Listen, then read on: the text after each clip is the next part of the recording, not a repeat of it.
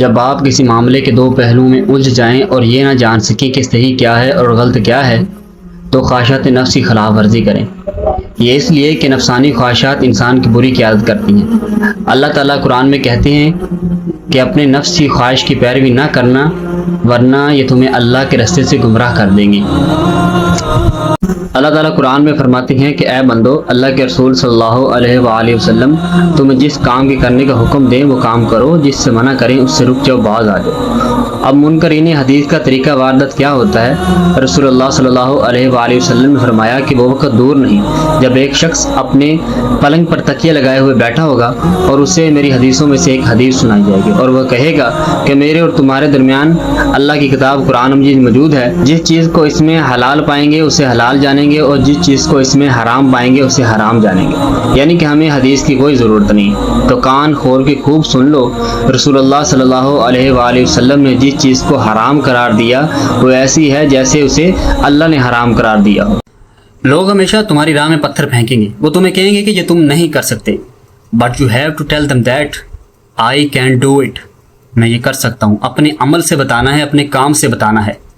اب یہ تم پر ہے کہ ان پتھروں سے تم کیا بناتے ہو، مشکلات کی دیوار یا کامیابی کا پل۔ ابو المدودی رحم اللہ وہ کہتے ہیں کہ اگر ہم اللہ کے طریقے کے مطابق زندگی گزار رہے ہیں اور اس میں ہمیں مشکلات آ رہی ہیں تو آتی رہی مشکلات، جان جاتی ہے تو جائے، ہاتھ پاؤں ٹوٹتی ہیں تو ٹوٹ جائیں، اولاد مال گھر بار برباد ہوتا ہے جاتا ہے تو جائے۔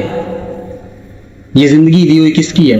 یہ نعمتیں دی ہوئی کس کی ہیں؟ اللہ کی ہیں۔ یہ پراپرٹی، میرا جسم، یہ پراپرٹی ہے نا، یہ اللہ کی پراپرٹی ہے۔ یہ کس کی ہے؟ اللہ کی ہے نا۔ تو جس کی پراپرٹی ہے اسے نقصان پسند ہے تو مجھے کیا پریشانی ہے؟ تو اس لیے ہمیں کسی چیز کی پریشانی نہیں لینی چاہیے، ڈپریشن میں نہیں جانا چاہیے، ہمیں اللہ کو پکارنا چاہیے، اللہ کے ناموں سے پکارنا چاہیے، اللہ تعالیٰ ہمیں دیں گے۔ اللہ کا تقویٰ اختیار کرنا چاہیے۔ جب بندہ اللہ کا تقویٰ اختیار کرتا ہے تو اللہ تعالیٰ بندے کو وہاں سے دیتے ہیں جہاں سے بندے کو گمان بھی نہیں ہوتا، ہم سوچ بھی نہیں سکتے، لیکن ہم صرف مانگے اللہ سے۔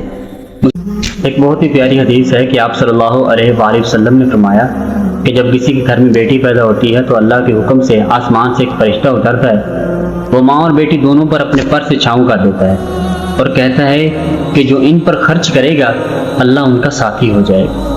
آج دنیا میں 1.5 ارب مسلمان ہونے کے باوجود ایک شامی بچی اپنی موت کی آخری ہچکیاں لیتے ہوئے کہتی ہے کہ میں اللہ کو جا کر سب کچھ بتاؤں گی۔ عراق میں جنگ کے دوران اپنی جان بچانے کے لیے بھاگتے ہوئے ایک لڑکی صحافی سے کہتی ہے کہ انکل میری تصویر مت لینا، میں بے حجاب ہوں۔ ایک فلسطینی بچہ بھوک سے نڈال اللہ سے دعا کرتا ہے کہ اے اللہ مجھے جنت میں بھیج دے، میں بہت بھوکا ہوں۔ چند لاکھ کی آبادی پر مشتمل ایک ملعون ملک آپ صلی اللہ علیہ وآلہ وسلم کی شان میں گستاخی کرتا ہے اور 1.5 ارب مسلمان تماشے بنے ہوئے سب کچھ دیکھتے رہتے ہیں۔ آج یہ سب کچھ کیوں ہو رہا ہے؟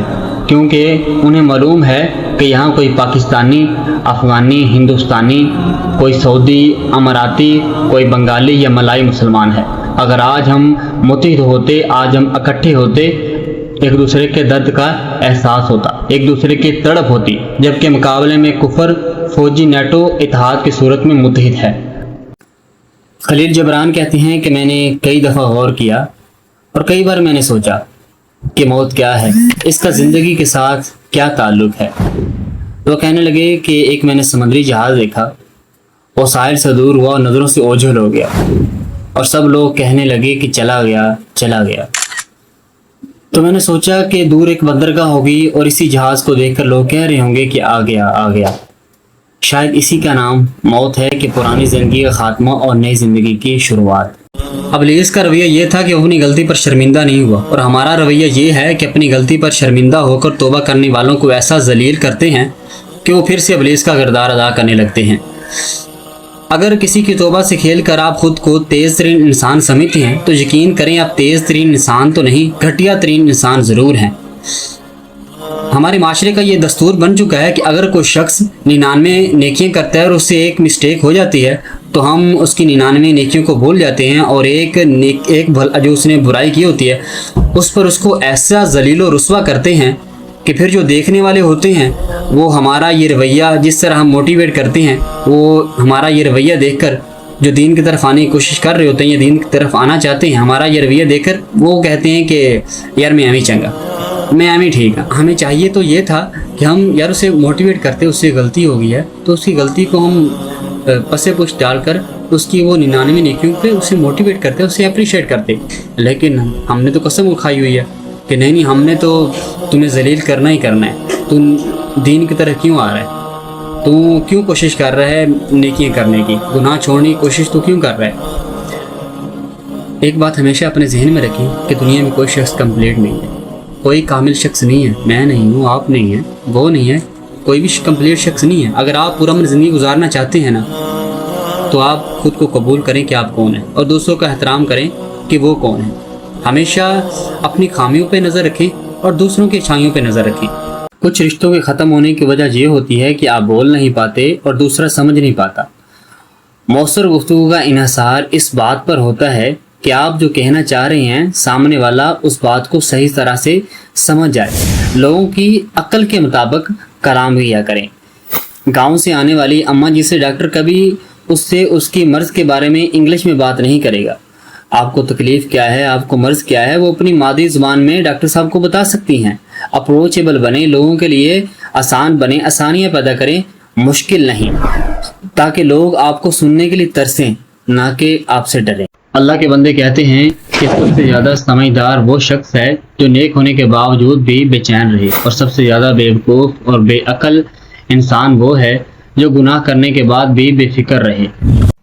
غور و فکر ایک ایسا آئینہ ہے جو تمہیں تمہاری نیکیاں اور برائیاں دکھاتا ہے. اگر تم کسی کام کو کرنا چاہو تو اس کے انجام پہ غور کر لو. اگر اس کا انجام اچھا ہے تو وہ کام کر گزرو, اور اگر اس کا نتیجہ غلط ہے تو اس سے باز رہو. سید ابو الاعلیٰ مودودی کہتے ہیں کہ دنیا میں کوئی جنگ نہیں چاہتا, لیکن جنگ سے زیادہ بری چیز ایک اور ہے, اور وہ ہے ذلت کی زندگی. حضرت عمر بن خطاب رضی اللہ عنہ نے ایک شخص سے فرمایا جو اپنی بیوی کو طلاق دینا چاہتا تھا کہ تم اسے طلاق کیوں دینا چاہتے ہو؟ اس نے کہا کہ میں اس سے محبت نہیں کرتا. حضرت عمر رضی اللہ تعالیٰ عنہ نے فرمایا کہ کیا ہر گھر کی بنیاد محبت ہی ہوا کرتی ہے؟ باہمی شفقت اور حیا بھی کوئی چیز ہوتی ہے. عبداللہ بن عمار کہتے ہیں کہ میں نے حسین ابن علی رضی اللہ عنہ کو اس وقت دیکھا جب ان کو چاروں طرف سے گھیرا جا چکا تھا, اور وہ کہتے ہیں کہ اللہ کی قسم میں نے حسین جیسا مرد نہیں دیکھا کہ جس کے اہل بیت اور اصحاب رضی اللہ عنہم ان کے سامنے قتل کر دیے گئے ہیں اور موت ان کے سامنے کھڑی ہو, اور وہ اس قدر بہادری سے لڑ رہا ہو.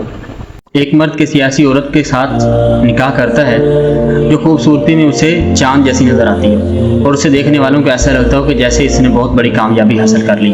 مگر چند ماہ بعد وہ اس شکل کا عادی ہو جاتا ہے اور اس کی خوبصورتی کا اس کے لیے بے مثال ہونا یہ خاصیت ختم ہو جاتی ہے. لیکن دیندار عورت کے دین کی جو خوبصورتی ہوتی ہے وہ دن بدن نہیں ہوتی چلی جاتی ہے. اس کا ثمر آپ اپنے گھر میں دیکھ لیں, آپ اپنے آپ میں دیکھتے ہیں اور آپ اپنی اولاد میں دیکھتے ہیں.